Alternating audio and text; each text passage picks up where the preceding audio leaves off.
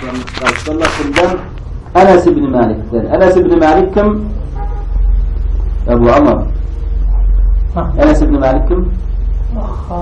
Peygamberimiz sallallahu aleyhi ve sellem'e hizmet etmeklik näme bagtyna niyetler bolan. 10 yıl hizmet eden. Näme diye hiçbirinin imanı dolmaz. La yu'min. İmanı kamil olmaz. Ahadukum şeyle birinin hatta ta söyyança öz musulman doğanına ma yuhibbu li nefsihi ödüne söyyanlardır.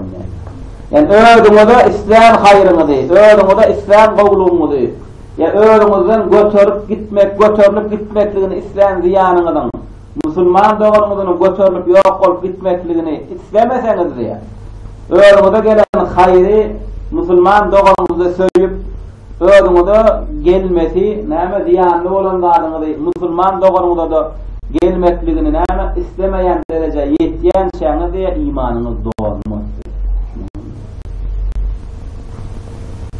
Bu manysynama käwr adamlar şu hadise işgal etýär. Şunu bir tüýsek, şu hadise kan iman etmeklik mümkin däl diýen düşünjede gelýär. O adamlaryň özüni gördük, gaýpdan urlanýar. Näme eginindäki kostyumyny bolkodardy. Näme bereýän men şunu taňdy. İman kabul eden, öğrenme söyleyenler. Bu hadisin manisi elindekin çıkarıp verdi yana. Yani öğrenimde bulunmadı, Allah'tan dile getirmek falan doğumda şular bolaydı. Şunu edip başlarsan imanın hemen bir ulu bir doğulur ucu. Allah şu Müslümanın arasından hasabi görükçülüğü ayırıyanlar. Bir insana hemen la zarara ve la zirar diye. Ziyanen çekme, ziyanen verme diyor. Men yekece maşinin çörek yüklemişim üstünde, misal için. Sana versem ben ziyan çekken, öğlüne ziyan vermek için imanın doğumdur diye. Yöne näme? Sen ne şoladın bolmokluğun bakillik etme diye.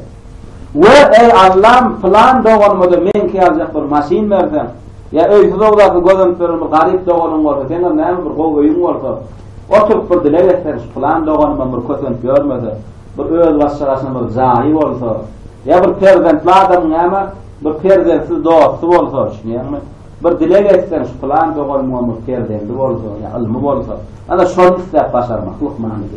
Emma çıkarıp bersen, o ýeter zat ýok. Emma hadisin bizden talap etýän zady, elindekin çıkar, ya ayağındakin çıkar, ya öýüňe şutup berdi ýa-na.